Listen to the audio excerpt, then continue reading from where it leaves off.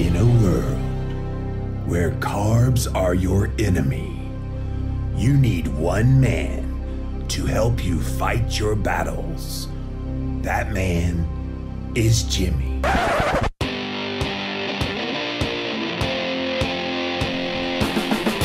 Combating nutrition disinformation and general bull. It's Jimmy Rants. JimmyRants.com. What's up, you guys? Welcome back to another Instagram Live, and we're here with another episode of Jimmy Rants. JimmyRants.com is the website.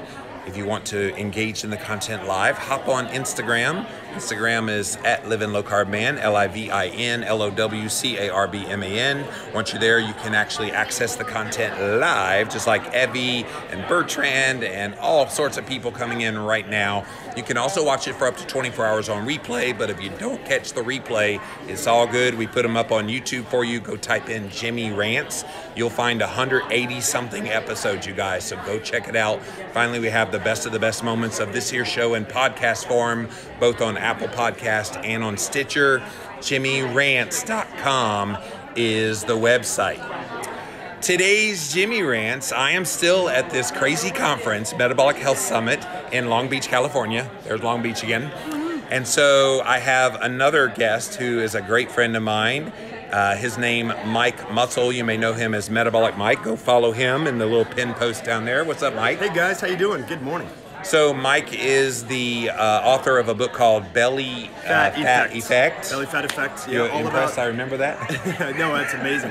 Yeah, I mean, I wrote that back in 2014. Yep. All about how our food, the food that we eat, interferes and affects our gut microbiome, and that in turn can affect our body's ability to either burn fat for fuel or store it as body fat. So, Yes. So I'm writing an updated version of that coming out later this year. Awesome. Yeah. So Mike actually is an expert too in some of the exercise physiology. So I was like, Mike, what do you want to talk about? He's like, dude, exercise being such a critical part of keto. Because Mike, a lot of times people go keto and they're like, oh, I'll just cut my carbs and that's all I need to do. Sure. But talk about some of the benefits that come from a ketogenic standpoint when you start implementing exercise, and then we'll get into kind of nuances of what exercise means. Yeah, that's a wonderful starting place. So, when you exercise, you actually increase ketogenesis, the synthesis of ketones. So, it's kind of three ways to induce ketogenesis. You can fast, you can eat a low-carb, high-fat diet, or you can exercise. And so it's just, this is like this triad. And Do all three. Do all three. And for people that are like, well, I don't have a gym membership, I don't have access to this, I'm a busy working mom, with 3 kids, what can I do? Just walk, get outside and move as much and as often as you can. I tell people, even if you work at a desk job, you're sitting around, you're on the computer, every hour, just get up and move for 5 minutes. You can go up and down the stairs. You're not gonna break a sweat, you're not gonna start to stink. You just need to chronically move. And when you're moving, sending that stimulus, guess what your body does? It goes, oh, we need to start increasing ketogenesis. We need to take our body fat and flood it into our muscle tissue so we can burn fat for fuel. So it's a synergistic modality to really enhance many aspects of not only our whole body health, but fat burning specifically. Would that be considered like steady state movement? Is that what you would call Well, it? it's called like fidgeting. They call it non-exercise associated thermogenesis. So if you look at like how much energy you expend in a day, Yeah. there's this piece that's like about 20% that's just like going and getting up, moving around, walking, so you can really enhance how much energy you expend by just moving a lot. And so even in these studies where they track energy expenditure, Yeah. fidgeting, walking, taking the stairs, that accounts for a big part of our energy expenditure during the day, which is cool. What people don't know, when I do a podcast, I have a standing work desk. Yeah. Partly because of your work, you've been telling me about, getting off your rump. Sure. And I'm like rocking.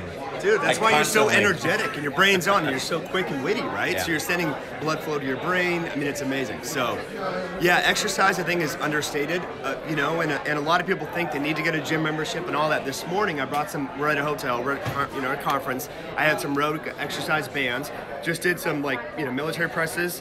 Look, it's not a bodybuilding workout, but I stimulated my muscles. Yes. It created a little bit of, glycogen Got the depletion. burn. Got the burn. It was great. So those are just small little things anyone can do all the time to just improve your whole body health. But specifically, if you're interested in becoming more fat adapted, burning ketones, exercise is, again, one of these things that enhances ketogenesis. That is the synthesis of ketones, which is amazing. Well, and a lot of people, when they think of exercise, they have various images that pop in their head. You and I have talked about this many times, where you've got some people that say, oh yeah, let me read a magazine while I walk 3 miles an hour on the treadmill. Yeah. And then you've got other people who say, oh no, you've got to lift like 1,000-pound sets. And so talk about the purpose of exercise, how you find the right exercise that's for you, and then for what purposes that, like if you're wanting exercise performance, do it this way. If you're wanting body fat composition changes, do it this way. Because there's different ways to do it, right? Absolutely. And so a lot of us are trained, and it's like indelibly inked in our head that when you want to burn fat, you do steady state cardio. You go on the elliptical, you go on the treadmill. That is very true. You will burn more fat while you're doing that, only during that exercise. But if you do high intensity interval training, weight training, short duration, but this can be push-ups, this can be air squats. Guess what? You're burning sugar during that exercise, but in the post-workout window, that's when the magic happens and you're burning much more fat. So it raises your metabolic rate. And in comparison to just standard steady-state cardio, that doesn't necessarily give your resting metabolic rate a boost. You're only burning fat during that short time that you're doing it. So that's the thing where you're getting this, enhanced signaling, if you will, that lasts for a long period of time. And when you're keto, that is enhanced even more. Exactly. Right. Or fasting. Fasting or keto. You work out in fasted state, right? Exactly. Yeah. This is important, and it's a great way to just clear your head and get started for the day, and expose your eyes to the sun and all that, even though it's cloudy outside. So that's amazing. You're used to that. He lives in Seattle, so he's used to that. Exactly. So that's kind of the difference between steady state cardio and weights. Now, I understand, so I've been in and out of gym since I was 14 years old, but I can imagine just going to a gym, not knowing what I'm doing, it can be intimidating. Right. So I suggest find a personal trainer that's a CSCS, that is a certified strength and conditioning specialist. It's one of the most rigorous kind of certifications, if you will. And you can work with someone that can really look at your body, look at your mechanics, and figure out what would be the best exercises for you. Because squats might be good for Mike Mutzel, but not so much for Jimmy Moore, right? He might, based upon mechanics, femur length, back pain, whatever, so you can customize things and not be so intimidated, So what I'm hearing you say is start somewhere. Start somewhere. And you can get exercise bands from rogue.com for $35, and you can start doing pushing, pulling. What I tell everyone, want to do upper body pull, lower body pull. Like Monday, upper body pull, Tuesday, lower body pull. Upper body pull on Thursday, or push, and then lower body push on Friday, right? So you're alternating. Some of the lingo, because you're talking pull and push, and people are like, I know. Because you get into your talking points, and I'm playing devil's advocate because I know what you're talking about. But I can imagine some people saying, pull, do I step on it and pull up, and how do I pull down, tie it to the tie? So talk about some of that stuff. So you basically want to stimulate your See, I'm going to dumb it down for you guys a little bit. It's good. No, I know. We all we talk in jargon as we get more experience in these things. So when I say upper body pull, that would be pulling exercises. So you're incorporating your back muscles, your upper shoulders, traps. Okay, if we're talking about upper body push, that's more pushing with, say, military presses, chest presses, push-ups, things like that. Lower body pull might be something like deadlifts, hamstring curls. So you're activating that posterior chain, the booty that a lot of folks want to activate on booty gains. And then lower body push would be things that would activate the frontal plane of your lower body, the quadriceps. So maybe squats, leg extensions, lunges, things like that. So there's a lot of great free workouts on Instagram. If you follow Brett Contreras, he has a lot of great workouts. Oh, I love Brett's work, yeah. And again, many of the exercises that he's suggesting and promoting, you can do right at your own home. But I do like people to go to a gym, and you said what gym or what exercises, but anything that gets you into a flow state. That's the most important thing. So a flow state for Mike Mutzel, I love going to the gym. It's my thing. For other people, they like yoga, and they get into a flow state, they calm down, they're into it. Namaste. We want to figure out what's going to work for people so it becomes a lifestyle, not this, every January I go to the gym for 20 days and then I don't go again until my next vacation in June, right? We want it to be a lifestyle. So what gets you into the flow state? So we just need to be honest with ourselves.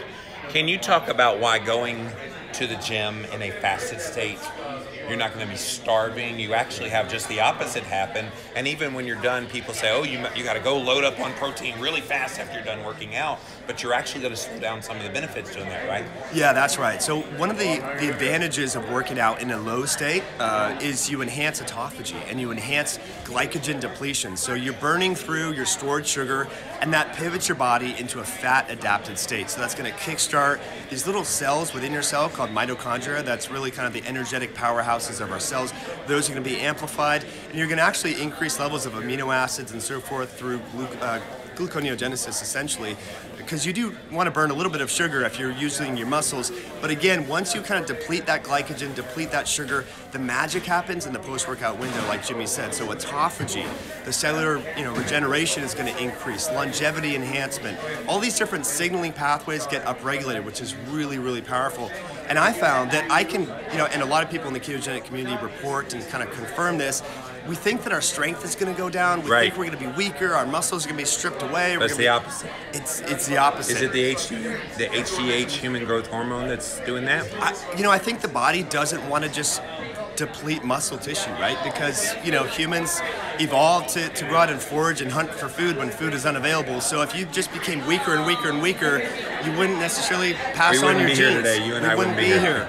So I think, with fasting, there is some anti-catabolic. So catabolism is a breakdown of tissue. Yes. And so that's what's unique is, working out is anabolic, so you're adding that stimulus, and then if you're in a fasted state, there is some anti-catabolism, so you're preserving that lean muscle mass, burning fat tissue. So it's more than just calories in, calories out. These are different metabolic signaling networks that are upregulated. They're very powerful. Is all of it controlled by hormone response in the body, like insulin levels that are high is going to be a very anti what you're talking about, and even cortisol levels higher?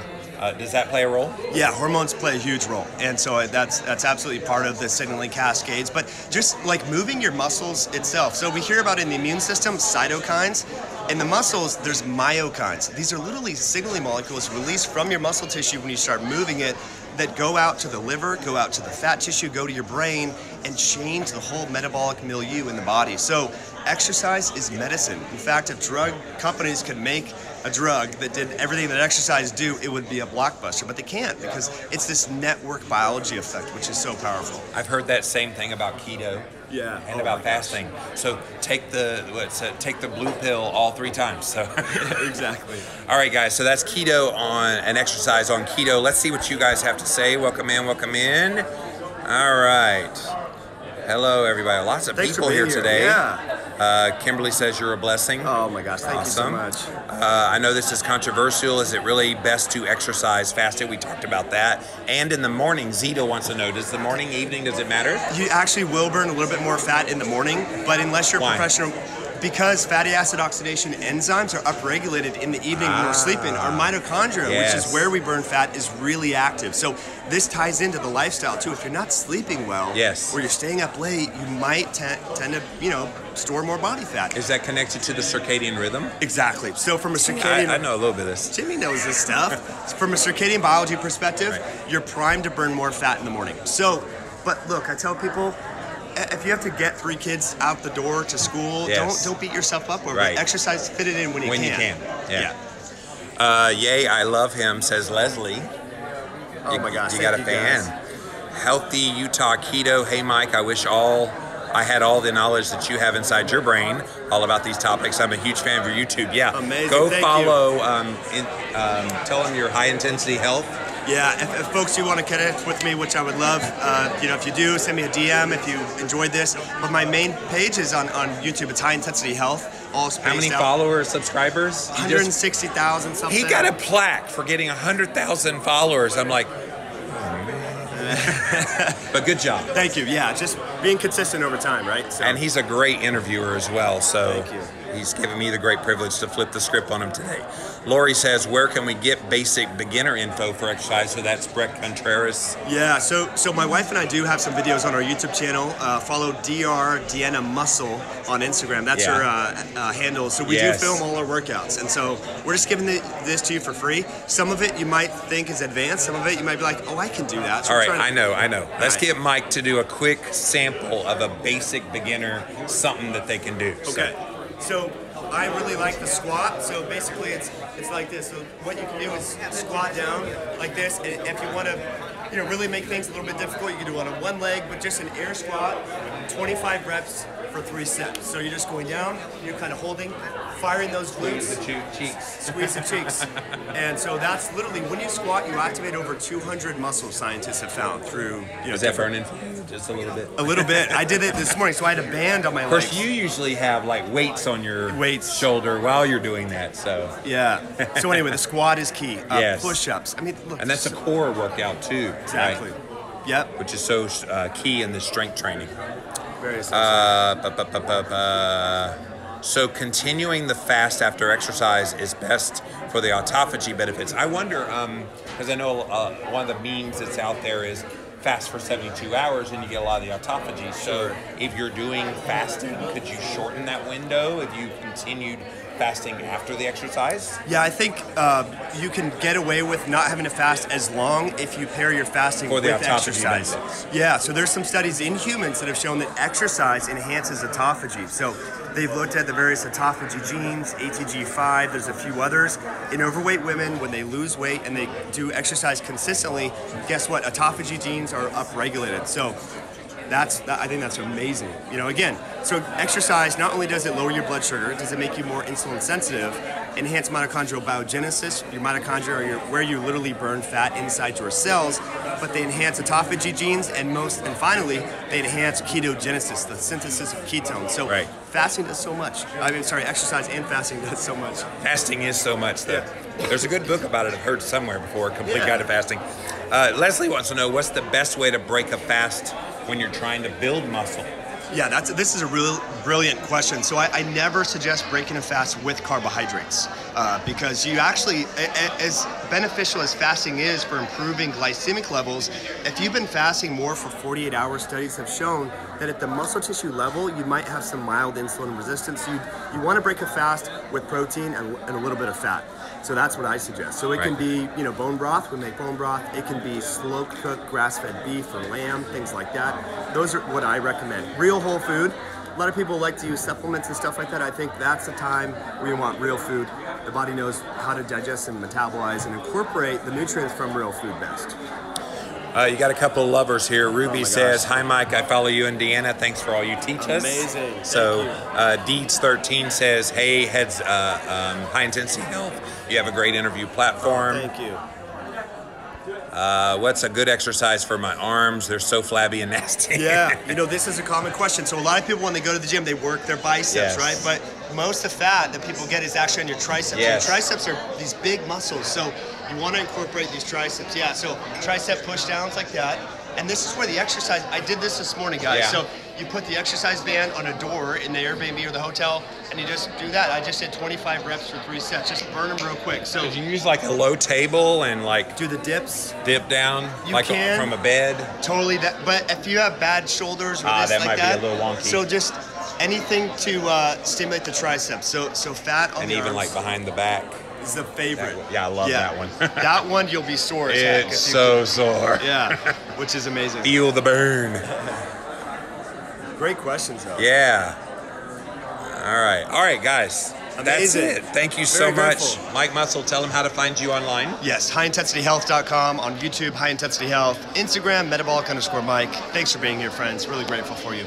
And I love this guy to death. I think the work he's doing is fabulous. Please go follow him. Highly recommend it. And you and Deanna are great friends. So thank you for all your great work. Thank you. Thank you for all you do. So guys, that's it for this episode of Jimmy Rants. JimmyRants.com is the website. As always, we start off on Instagram. Go follow me there at Living Low Carb Man. You can watch it for 24 hours there. After that, we throw them up on YouTube.